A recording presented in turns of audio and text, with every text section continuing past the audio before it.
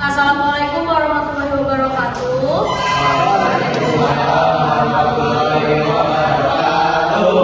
Perkenalkan, kami dari kelompok Tanah Soleh dan Darat akan mempresentasikan hasil dari wawancara kami dan juga hasil riset kami pada 2 minggu kebelakang. Sebelumnya, perkenalkan, saya Esti Pastiati dengan NIM 028. Saya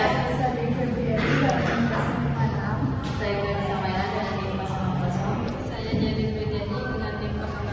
Saya Rifano Betikado dengan NIM 065. Jadi pada saat pertama ini adalah latar belakang keluarga di mana Ki Haji seorang Nazara lahir pada bulan Lullah untuk kita pembuka. Ayahnya itu merupakan seorang kiai Umar harus mendampingi Pangeran Diponegoro, sementara ibunya Nyai Umar binti Kiai Singapadon merupakan keturunan dari Sunan Kudus. Nah, sejak kecil itu Kiai Haji Soleh Darat ini belajar langsung kepada ayahnya untuk melanjutkan pendidikan kepada ulamanya dan akhirnya menuntut ilmu di Haramain. Latar belakang ini terbentuk dengan jaringan ulama, bangsawan lokal, dan keturunan Arab turut membentuk otoritas keilmuan dan posisi beliau sebagai ulama besar di Nusantara. Oke, selanjutnya di sini adalah kelahiran dan masa kecil dari Kiai Haji Soleh Darat, yaitu beliau lahir pada tahun 1820-an di daerah Kedung Cumplek, Jepara, Jawa Tengah. Nama darat ini berasal dari wilayah tempat beliau menetap dan juga berdakwah, yaitu daerah pesisir darat di Semarang. Masa kecil beliau ini tumbuh dalam lingkungan yang religius sehingga sejak dini telah mengenal bacaan Al-Quran dan juga dasar-dasar ilmu agama. Next. Di sini ada kondisi dari sosial keagamaan masyarakat.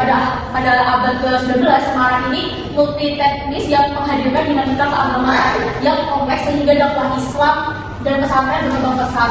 Nah, di sini juga pluralitas agama akibat interaksi dakwah Islam dan juga misi Katolik meningkatkan kebutuhan bimbingan ulama, dan juga dalam konteks inilah yang Haji Soleh Darat hadir sebagai tokoh sentral yang memperkuat ajaran Islam melalui pengajaran dan juga pendirian pesantren. Selanjutnya ada perjalanan intelektual dan pendidikan Kiai Haji Soleh Darat. Jadi Kiai Haji Soleh Darat ini melanjutkan pendalaman ilmu di beberapa pesantren di Pulau Jawa seperti pesantren Sukasari dan Kalisalah dengan mempelajari tafsir, fikih, ilmu alat dan tasawuf. Perjalanan intelektualnya semakin berkembang saat menuntut ilmu di Mekah kepada ulama besar seperti Syekh Nawawi Al-Ghazali dan Syekh Ahmad Hafiz Al-Munawwari. Nah, setelah kembali ke Jawa, beliau dikenal sebagai ulama yang aktif mengajar dan menulis karya keagamaan yang mudah dipahami masyarakat. Selanjutnya adalah pengabdian dan kembalinya Kiai Haji Soleh Darat ke Nusantara. Jadi, Kiai Haji Soleh Darat ini berperan besar dalam revitalisasi pendidikan Islam di Jawa melalui pengajaran kitab, penguatan literasi keagamaan, serta pembentukan jaringan ulama di tengah tekanan kolonial. Nah, aktivitas intelektualnya di Semarang memperkuat identitas keagamaan masyarakat, sementara pendekatan tafsir, fikih, dan tasawufnya mampu menghubungkan ilmu klasik dengan konteks sosial. Pengaruhnya meluas melalui murid-murid penting seperti Kiai Haji Hashim Asy'ari dan Al-Fatimi, sehingga kontribusinya tidak hanya berdampak lokal tetapi juga ikut membentuk arah pemikiran Islam Nusantara. Kemudian ada metode dakwah yang dilakukan oleh Kiai Haji Darat. Yang pertama itu dakwah melalui pendidikan pesantren. Dakwah pendidikan Kiai Haji Soleh Darat menawarkan kekuatan literasi keagamaan dan pembacaan karakter santri melalui metode sorongan dan otonom yang efektif untuk memahami kitab klasik. Pesantrennya berfungsi sebagai ruang otonom yang menjaga identitas Islam masyarakat Jawa di tengah kebebasan kolonial. Selain itu mengajarkan akidah, fikih, dan tasawuf, beliau membangun disiplin moral yang memastikan ilmu dilayani secara desa. Melalui pola transmisi keilmuan berjenjang, beliau memperluas jaringan ulama dan memperkuat sistem dakwah pesantren sebagai pusat intelektual dan pemberdayaan masyarakat. Kemudian dakwah melalui karya tulis, di mana karya tulis Kiai Haji Soleh Darat ini menjadi sarana dakwah berbasis literasi yang inklusif melalui penggunaan bahasa Jawa Bogor yang memudahkan masyarakat mengakses ajaran Islam. Melalui kitab seperti Faidul Al-Rahman dan kitab lainnya, beliau menyediakan pengetahuan agama secara sistematik dan kontekstual sehingga mampu mengisi kekosongan literatur lokal dan memperkuat tradisi keilmuan Jawa. Pendekatannya yang menghubungkan teks dengan realitas sosial menjadikan tafsir dan ajaran beliau lebih relevan bagi masyarakat, sekaligus memperkuat proses belajar di pesantren dan majelis taklim.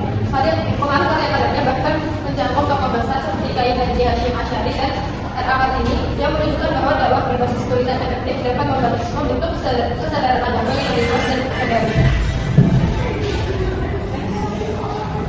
Selanjutnya ada pendekatan kultural dan bahasa lokal dari Solo Darat menggunakan pendekatan lokal yang sangat dekat dengan budaya masyarakat Jawa yang memanfaatkan tradisi lokal sebagai media penyampaian ajaran Islam sehingga nilai-nilai keagamaan dapat dapat diterima tanpa menimbulkan kerusakan budaya. Salah satunya itu penggunaan bahasa Jawa Bego dalam karya-karya tadi yang membuat materi keagamaan lain itu menjadi dipahami oleh masyarakat awam.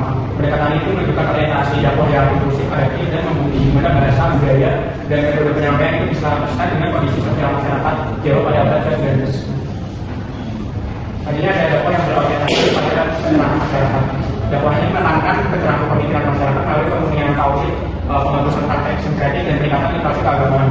Beliau berupaya membebaskan masyarakat dari takhayul dan praktik keagamaan yang tidak sesuai dengan prinsip Islam dengan cara edukasi dan persuasi.